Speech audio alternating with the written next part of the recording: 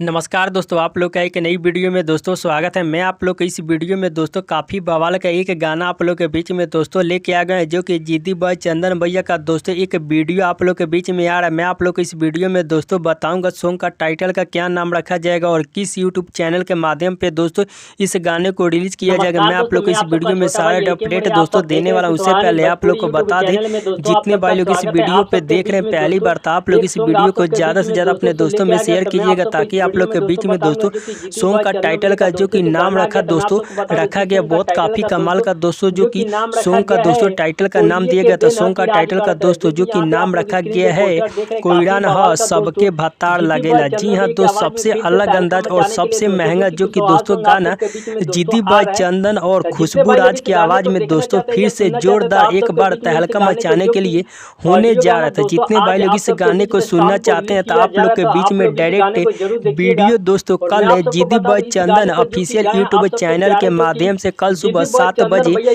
Release किया जा रहा है। जी हाँ दोस्त, काफी सबसे अलग अंदाज में जो कि जिद्दी बॉय चंदन भैया का दोस्तों ये गाना आप लोग के बीच में दोस्तों आ रहा था। आप लोग इस गाने को जितने भाई लोग सुनना चाहते हैं तो एक बार कल इस गाने को जरूर सुनिएगा।